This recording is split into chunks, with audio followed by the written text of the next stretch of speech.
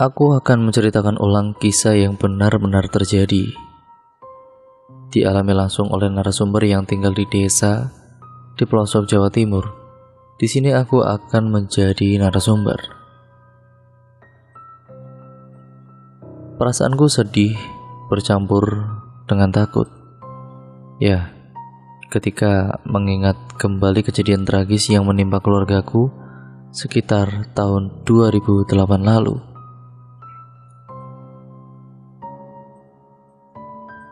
Cerita ini kubagikan bukan untuk menakut-nakuti, hanya sekedar peringatan untuk kita semua. Jangan pernah sekali-kali meminta pertolongan kepada jin dalam hal apapun.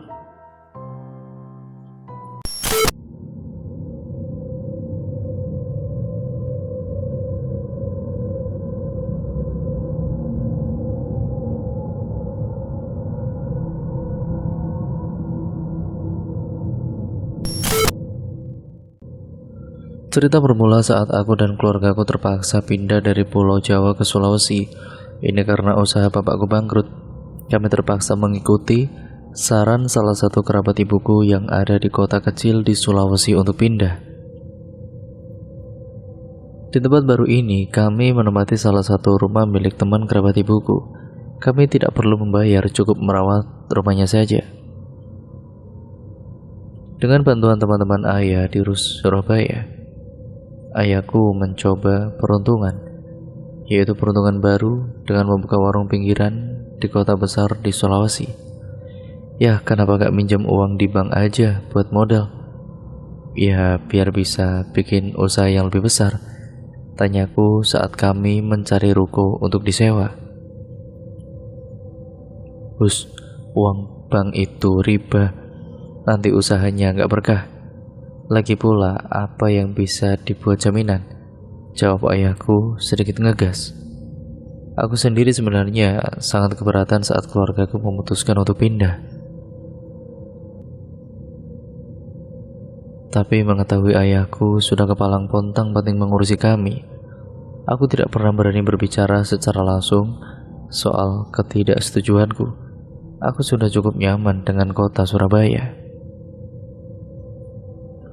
Di sana semuanya ada. Lalu tiba-tiba harus pergi begitu saja.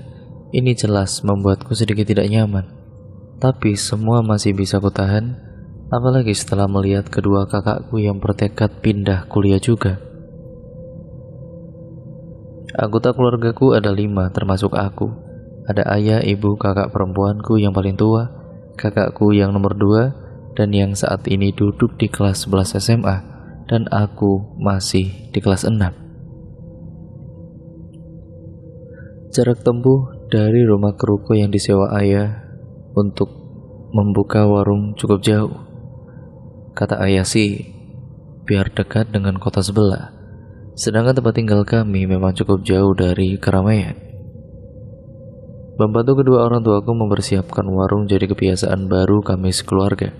Di masa-masa ini, aku benar-benar merasakan keluarga kami semakin dekat. Tanpa aku sadari, orang tuaku menyembunyikan rahasia besar dari kami bertiga. Pak, nanti Arif bantu-bantu di warung ya. Hari ini sekolah cuma setengah hari karena guru-guru pada rapat semua, ujarku di suatu pagi. Iya, gak apa-apa, bantu-bantu di warung, jawab ayahku. Tidak sampai jam 11 siang, kegiatan belajar mengajar diliburkan dengan alasan rapat. Dari sekolah, warung ayahku bisa dijangkau dengan naik ojek.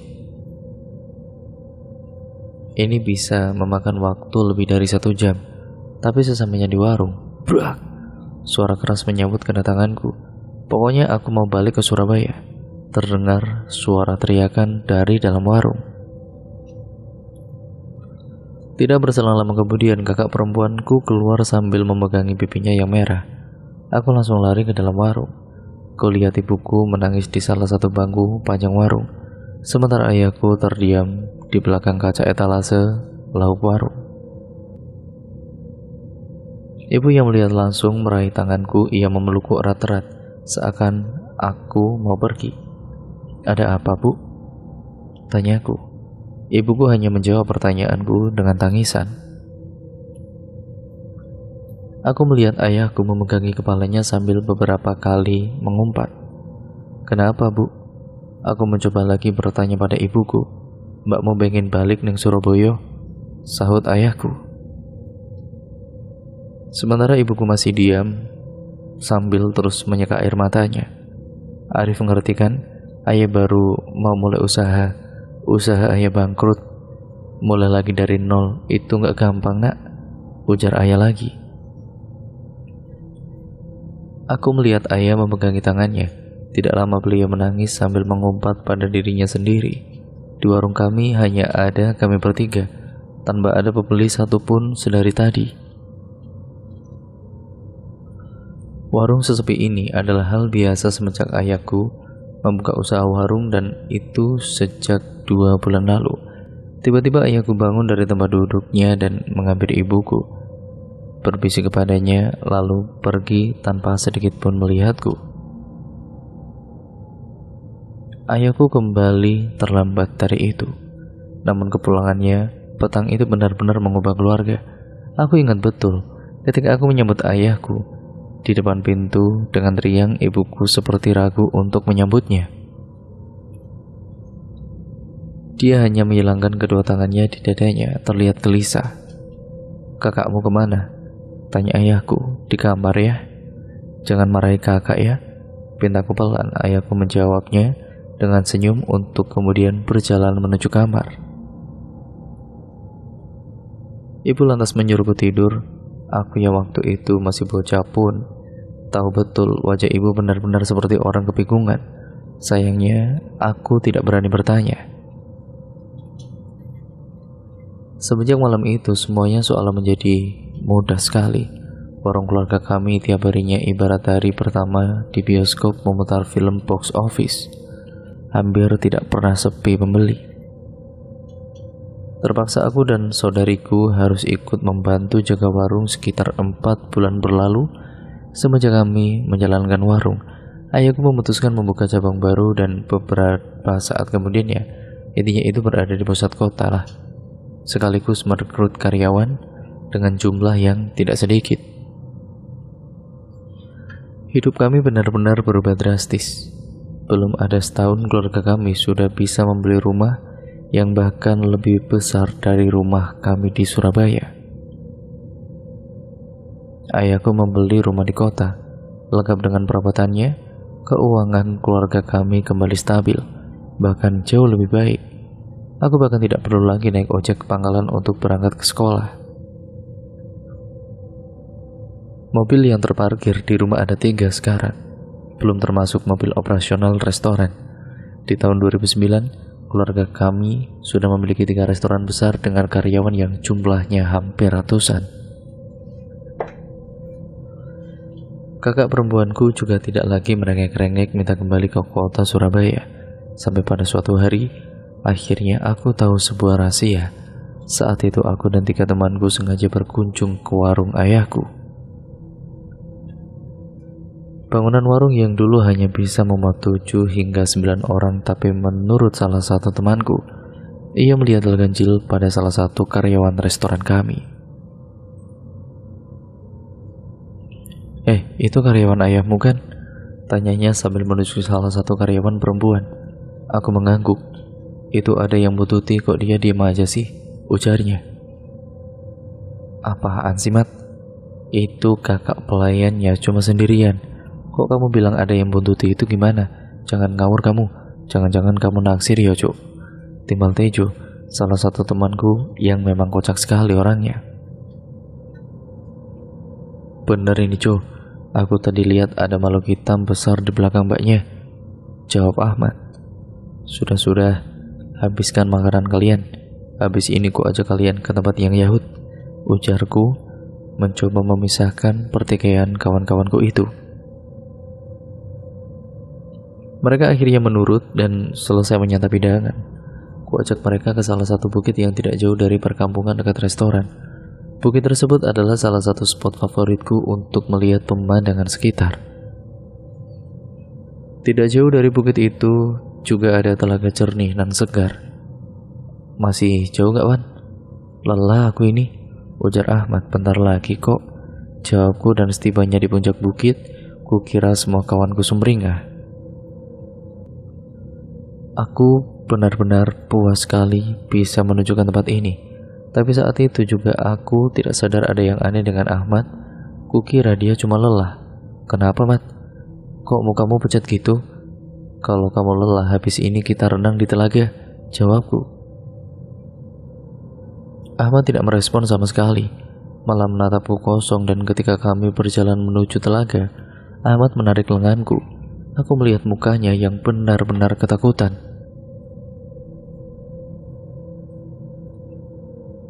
Temanku yang satu ini memang dikenal cukup peka dengan hal-hal gaib. Wan, makhluk hitam besar yang tadi kulihat di restoran sekarang lagi lihat kita dari telaga, bisik Ahmad. Aku gak lihat apapun, jawabku sambil melihat telaga dari kejauhan. Sementara dua kawanku yang lain sudah lari dan melepas bajunya. Ayo, aku renang dulu ya, ujar Tejo. Aku mencoba tidak menggubris apa yang dikatakan Ahmad dan langsung ikut nyebur saja. Ketika aku, Tejo, dan Budi asik berenang, Ahmad hanya melihat kami dari pinggiran telaga. Kamu kenapa, Mat? Teriak Budi. Ahmad hanya diam dari kejauhan. Setelah hampir setengah jam berenang, aku memutuskan untuk mentas. Tidak lama kemudian Tejo juga ikut mentas dari sisi telaga. Tidak ada yang ganjil, Tejo melambaikan kedua tangannya kepadaku dan Ahmad. Tanpa bersuara, kami langsung berlari mendekatinya. Ada apa, Jing? Kataku. Tejo masih terdiam, ia menggigil sambil memeluk kedua kakinya. Ahmad mendekat dan berbisik ke Tejo. Setelah itu Tejo menangis sejadi-jadinya dan berteriak. Budi, Mat, tadi aku dengar Budi minta tolong. Kukira dia kram, mau ku bawa dia ke pinggir telaga, tapi ketika ku tarik tubuhnya, kok iya berat banget. Tubuhku ikut ditarik ke dalam telaga, sampai akhirnya aku gak bisa napas dan ku lepaskan si Budi. Aku takut, Mat, jelas Tejo. Aku seakan tidak percaya apa yang diucapkan oleh Tejo. Mungkinkah ini prank? Tapi melihat Tejo yang biasanya kocak jadi, ya, ketakutan seperti ini, jelas memunculkan banyak sekali pertanyaan dalam benakku. Lalu di manakah si Budi berada? Aku dan Ahmad masih berusaha menenangkan Tejo yang gemetaran. Sementara itu, Budi tidak juga muncul dari dalam air. Dengan keadaan yang masih bingung, Ahmad tiba-tiba berteriak seperti kerasukan. Jo, awas kau, Jo, teriak Ahmad tiba-tiba. Kedua tangan Ahmad sudah mencekik leher Tejo yang masih linglung itu. Woi, kamu ngapain, Mat? Teriakku pada Ahmad. Pupil Ahmad tertarik ke atas, matanya terbelalak, suaranya berat, tidak seperti Ahmad yang biasanya. Sadar ada yang tidak normal dengan Ahmad, ku tarik tangannya dari leher Tejo sekuat tenaga mungkin. Namun Ahmad tidak bergeming. Tangannya seperti sudah menempel erat di leher Tejo. Mat, istighfar, Mat, istighfar. Tejo mati nanti kalau kamu cekik seperti itu, ujarku. Ku bacakan ayat-ayat suci sebisaku ke telinga Ahmad. Kalau tidak salah adalah surat An-Nas pada kala itu. Baru ku bacakan 2 ayat, Ahmad menoleh, mukanya benar-benar tidak seperti Ahmad yang biasanya. Selama mengenalnya, ia tidak pernah membuat ekspresi semengerikan ini. Kukira Ahmad menoleh kepadaku karena sudah sadar, tapi ternyata tidak. Ia malah menengok dadaku dengan keras menggunakan tangan kirinya hingga tubuhku terpental. Intinya dia itu malah menunjuk dadaku pada kala itu. Kenapa kau lepaskan aku, Jo? Kenapa? Teriak Ahmad tepat di muka Tejo. Sepertinya yang merasuki tubuh Ahmad adalah arwah Budi yang sekarang tampaknya sudah tewas tenggelam. Tejo ketakutan setengah mati. Sorry, Bud. Maaf, Bud. Aku gak kuat narik tubuhmu, Bud. Tolong, Bud. Tolong lepaskan aku, Bud. Jawab Tejo sambil terbata-bata. Ahmad yang saat ini di depan mataku hanyalah jasad semata. Aku merasa saat ini kami sedang menghadapi kemarahan Budi yang tidak terima karena dibiarkan tenggelam oleh kawan sepermainannya. Budi, kalau ini benar kau tunjukkan di mana jasadmu, Bud.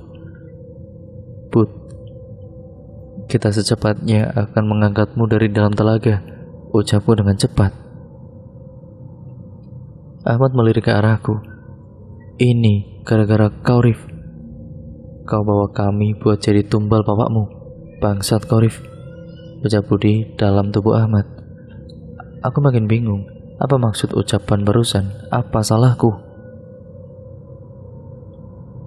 Hari semakin sore. Sebentar lagi maghrib. Cengkeraman Ahmad tiba-tiba melonggar. Tubuh Tejo jatuh ke tanah. Ia sudah tidak sadarkan diri. Tidak lama setelah itu, Ahmad menoleh kepadaku dengan ketakutan yang kemudian tiba-tiba dia tersungkur. Tidak jauh dari tubuh Tejo, aku tidak bereaksi ketika itu. Ya, kejadian yang menimpa aku sore itu benar-benar membuatku ketakutan sekaligus bingung. Aku tidak pernah mengalami hal-hal mistis seumur hidupku. Di tengah-tengah kebingungan terdengar sayup-sayup suara perempuan yang sedang tertawa di tengah hutan. Terdengar dekat. Ya Allah, batinku. Ku coba tetap tenang. Ku anggap itu hanyalah suara gesekan antar batang bambu yang tidak jauh dari telaga tempat kami berenang. Suruh menjelang malam, satu temanku tidak ada yang tahu rimbanya, atau tenggelam entah dimakan oleh setan. Jasadnya bahkan tidak mau muncul ke permukaan. Sementara dua temanku yang lain saat ini tidak sadarkan diri. Aku mencoba mendekati kedua tubuh temanku yang tidak jauh dari bibir telaga itu. Dan belum sampai 3 langkah, suara yang tadi kembali muncul. Kali ini terdengar lebih jauh. Hihihi. Aku tidak berani melihat ke belakang. Ku coba untuk tetap maju menghadapi ataupun menggapai tubuh temanku. Ya, Mat, bangun Mat. Ayo cari pertolongan Mat, ucapku sambil menggoyang-goyang ke tubuh Ahmad. Namun tidak ada jawaban. Baik Ahmad maupun Tejo benar-benar seperti mereka itu seperti mati, padahal cuma pingsan. Ketika ku tarik kedua tubuh temanku itu menjauh dari bibir telaga, kembali muncul suara yang menakutkan. Mau kau bawa kemana makananku? Kali ini suaranya jelas dan menggema. Aku langsung gemetaran. Tanpa menunggu waktu lama, aku lari terbirit-birit meninggalkan temanku. Aku sudah lupa bahwa kami berangkat berempat. Yang kupikirkan waktu itu, aku harus menjauh dari telaga secepat mungkin. Setelah berlari cukup lama, aku pun tiba di pinggiran kampung. Tolong, tolong, telepon polisi, tolong, teriakku kepada orang-orang yang berlalu lalang. Tidak ada satupun yang menggubrisku, sampai akhirnya datang seorang bapak-bapak yang menghampiriku. Mas Arif, ada apa ya? Tolong teman saya Pak, teman saya di telaga Pak. Tolong teman saya tenggelam di telaga atas bukit, ujarku dengan gagap. Bapak parubaya tersebut itu kemudian menangkap perkataanku. Ia memasukkan tangan ke sakunya mengambil telepon genggamnya. Nak, tenang dulu ya nak, saya akan telepon ke polisi. Sekarang sudah gelap, kamu sudah makan apa belum? Kata si bapak. Hari semakin gelap, bapak itu pun mengantarkanku ke restoran milik ayahku. Aku masih tidak percaya kejadian senaas itu menimpa teman-temanku. Sementara saat pikiranku masih tidak beraturan, bapak yang tadi mengantarkanku tiba-tiba saja mencengkeram lenganku dengan kuat. Nak, kau yakin itu restoran milik ayahmu? Tanyanya. Iya pak. Kau yakin? Tanyanya lagi. Memangnya kenapa sih pak? Tidak ada jawaban. Tapi langkah kami terhenti. Aku semakin kebingungan. Restoran milik keluarga kami hanya berjarak tidak lebih dari 50 meter dari tempat kami berpijak saat ini. Tapi entah kenapa bapak-bapak itu terdiam seperti melihat sesuatu di restoran kami. Sementara menurutku tidak ada yang aneh dari restoran yang setiap hari kuliah tersebut.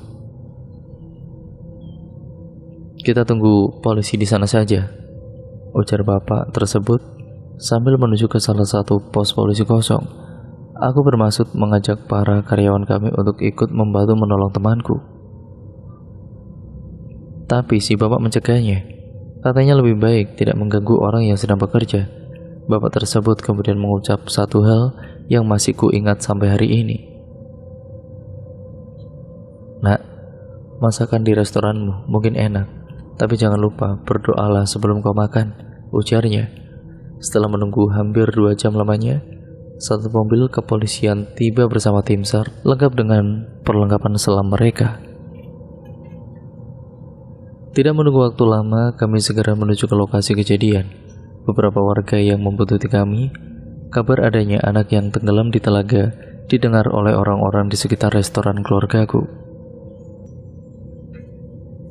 Mereka berkumpul berduyun-duyun mendatangi telaga seperti mau festival ataupun melihat festival. Belum sampai telaga, salah satu dari anggota polisi menemukan seorang anak laki-laki dari pinggir jalan setapak. Ia memegangi anak yang menggigil tersebut. "Ahmad," teriakku. Anak itu menoleh padaku dan benar itu adalah Ahmad. Aku bersyukur Ahmad selamat.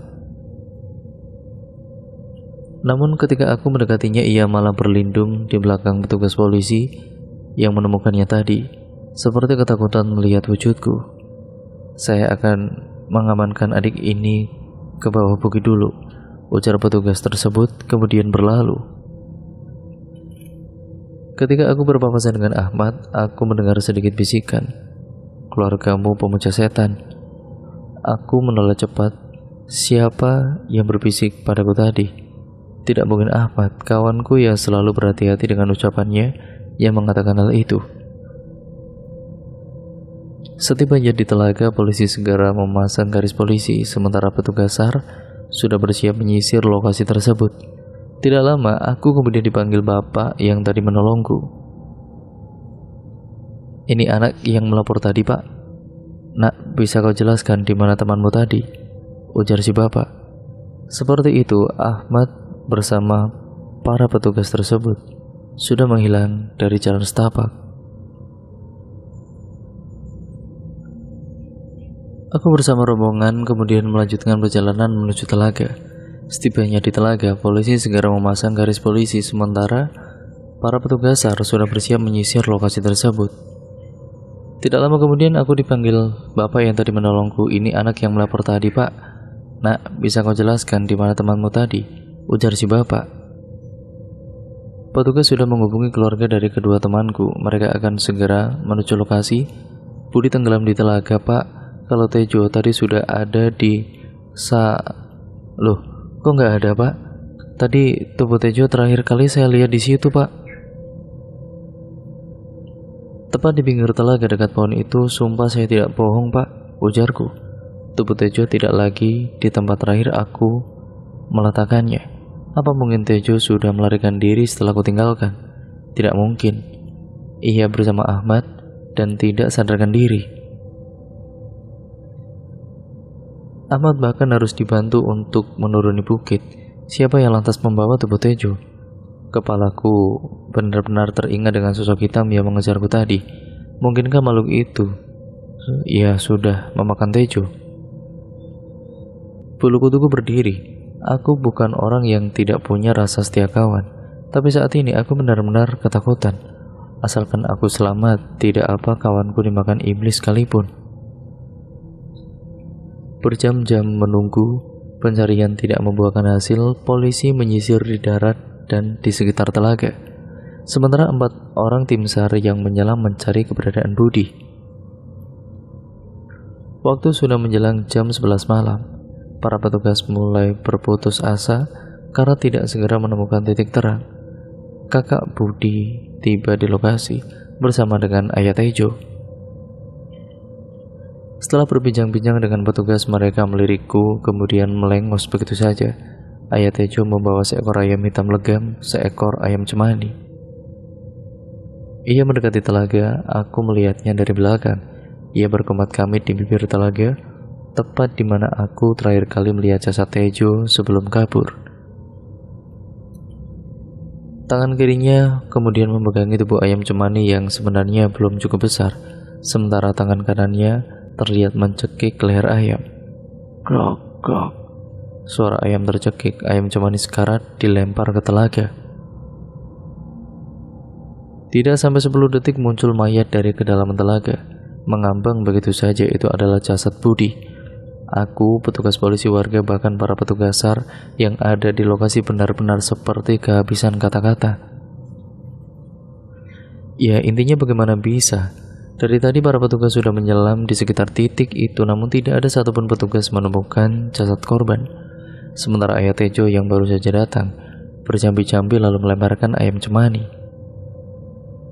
Tiba-tiba saja ada mayat mengambang di depan kami semua. Jasad Budi dibawa ke tepian telaga oleh tim SAR. Tubuhnya sudah putih pucat, dari mulutnya keluar cairan putih. Begitu pula dari kedua lubang hidungnya, matanya membelalak. Hingga kini, aku masih ingat betul ekspresi wajah mayat Budi. Ia seperti marah kepadaku. Kakak laki-laki Budi pun seperti tidak kaget dengan kejadian yang menimpa adiknya itu. Ia mengusap dahi adiknya dengan lembut. Setelah berbincang dengan beberapa petugas, jasad Budi akhirnya dibawa ke rumah sakit untuk diotopsi. Perlahan mobil ambulan yang membawa jasad Budi menjauh dari tengah hutan, menembus jalan setapak hingga hilang dari pandanganku. Tiba-tiba aku dikagetkan oleh suara sesuatu dan juga sebuah tangan yang menepuk bahu kiriku cukup keras. Saat aku menoleh, tepat di depanku ada raut muka seorang bapak dengan wajah muramnya. Ia adalah Ayah Tejo, yang sampai saat ini belum diketahui rimbanya.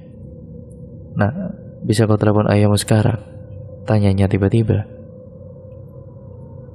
Aku melihat wajahnya yang sayu. Ya, tubuhnya yang begitu dekat denganku membuatku dengan jelas bisa menghirup aroma menyan yang menusuk hidung. Lebih baik kau ingatkan bapakmu agar lebih berhati-hati, atau keluargamu sendiri yang akan merasakan akibatnya, gertaknya. Aku tidak benar-benar paham apa yang dibicarakan Ayah Tejo.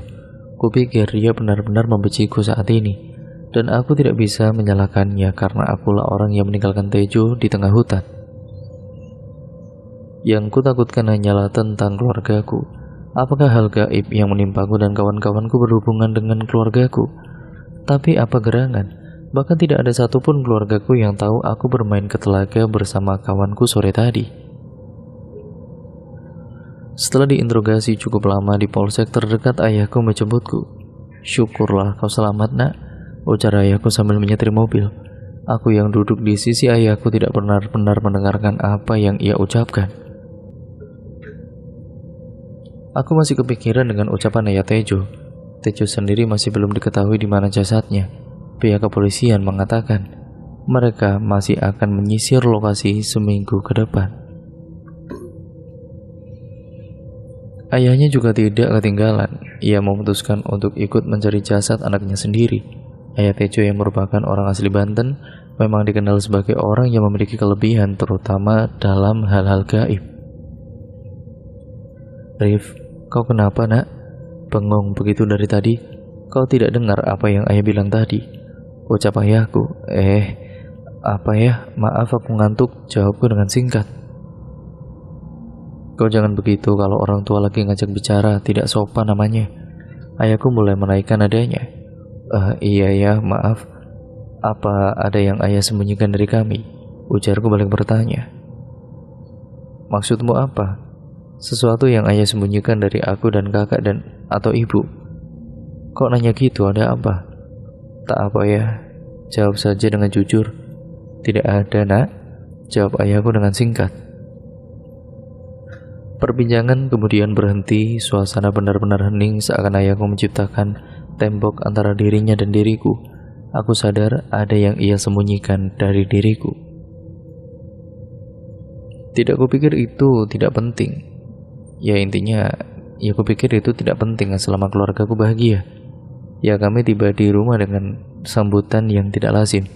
Ibuku berlari dari arah pintu menuju halaman, kemudian memeluk ayah yang baru saja keluar dari dalam mobil. Ia menangis sambil meneriakkan nama kakak perempuanku. Mas, Ratih mas, ucap ibuku sambil terisak. Iya Ratih, kenapa bu? Ibu tenang dulu, bilang jangan sambil nangis gitu, ucap ayahku. Aku hanya memperhatikan kedua orang tuaku dari belakang dan ibu melirikku, kemudian menyambarku memelukku dengan erat. Bu, kenapa sih bu? Tanyaku. Maafkan ayah ibumu yang berdosa ini nak, jawab ibuku. Jawaban yang sebenarnya sudah menunjukkan ada yang tidak beres dengan keluarga kami. Sudah, jelaskan dengan singkat. Ratih kenapa? Bentak ayahku sambil menarik lengan ibuku.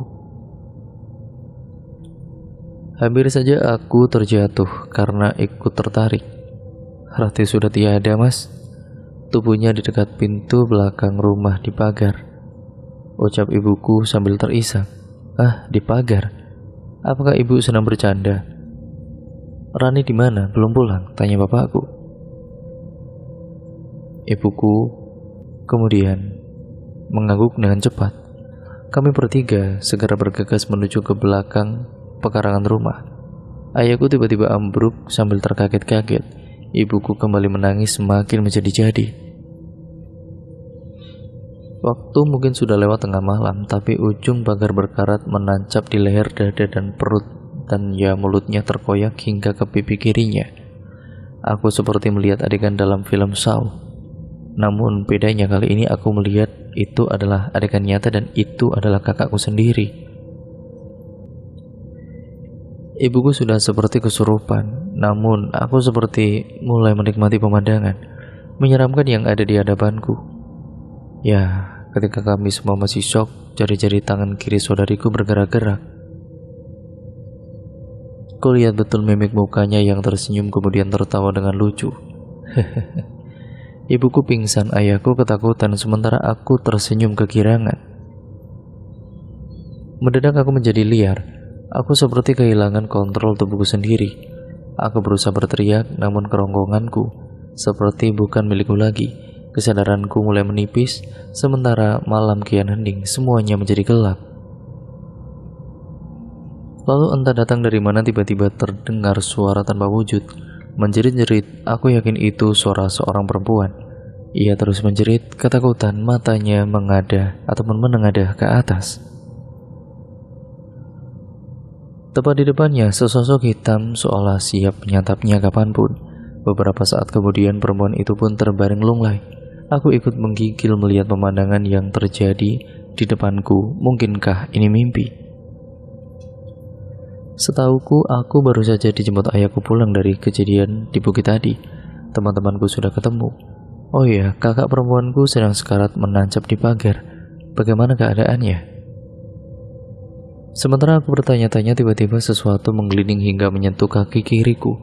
Sebuah kepala.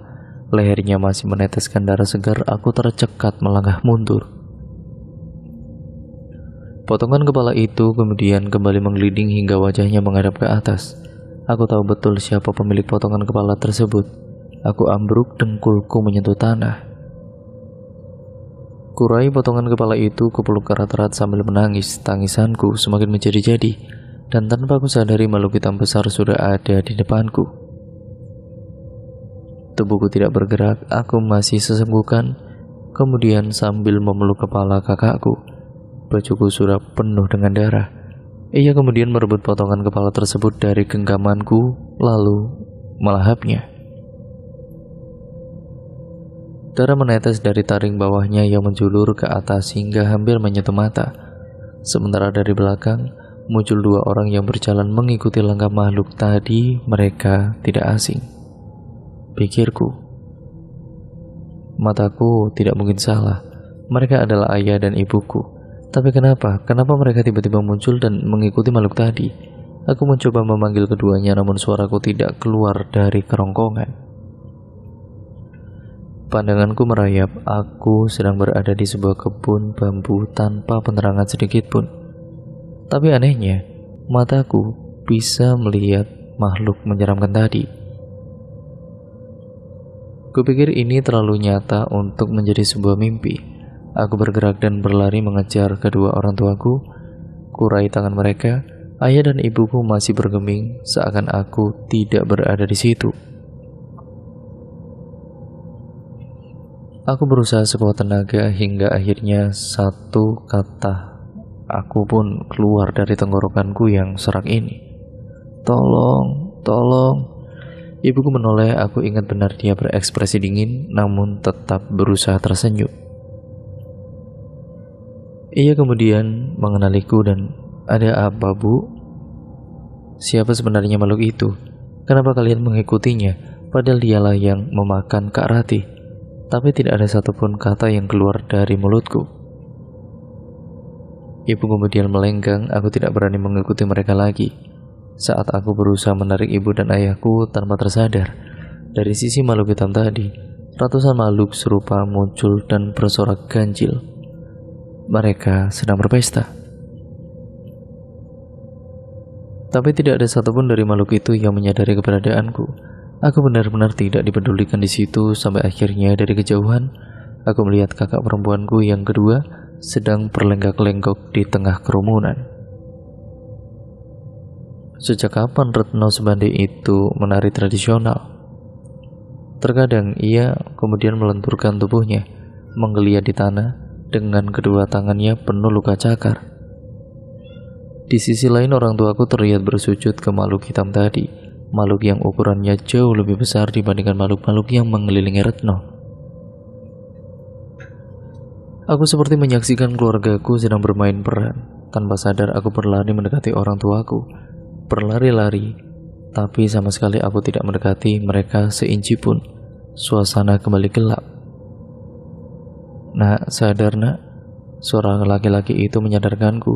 Orang tersebut adalah Ayah Tejo. "Pak, di mana ibu saya, Pak?" Ujarku. Ia terdiam kemudian mengusap dahiku yang berkeringat. Kadang manusia memang bisa hilaf, tapi jika sudah sejauh ini ayahmu sudah memancing makhluk yang harusnya tidak ia usik. Jawabnya tanpa ekspresi. Kulihat halaman belakang rumahku sudah penuh dengan orang, polisi dan warga setempat. Suasana halaman belakang rumahku tiba-tiba menjadi tenang, dingin, hening, dan sekaligus ganjil. Beberapa jam berlalu, masih hening hingga suara tangisan itu muncul entah dari mana. Beberapa polisi datang membawa kantong jenazah lengkap dengan keranda beroda. 3 kantong jenazah, 1 kain kafan sisanya. Ranjang jenazah kemudian melintas di hadapanku. Suara rodanya itu berdecit-decit bagai jeritan tertahan. Selintas kafan yang menutupi jasad itu tersinggap di terbang angin. Dari balik kain yang tersingkap itu, sepasang mata mendelik menatapku. Seketika itu aku terdiam. Ibuku tidak pernah menatapku dengan ekspresi semenyeramkan itu. Dan cerita pun akhirnya selesai sampai di sini ya teman-teman. Terima kasih untuk kalian semua yang sudah menyimak video kali ini, dan jangan lupa like, comment, dan share video kali ini sebanyak-banyaknya. Terima kasih atas perhatian kalian dan support kalian selama ini. Untuk kalian yang belum subscribe channel ini ya teman-teman, dan nyalakan tombol lonceng notifikasinya agar kalian tidak ketinggalan video terbaru selanjutnya dari channel ini. Baik buruknya yang terkandung dalam cerita kali ini, semoga kalian bisa mengambil hikmah dan pembelajarannya, ya agar berguna untuk kehidupan kita menjadi manusia yang jauh lebih baik lagi ke depannya. Sekian video ini saya akhiri, kurang lebihnya mohon maaf. Sampai berjumpa di video terbaru selanjutnya. Wassalamualaikum warahmatullahi wabarakatuh.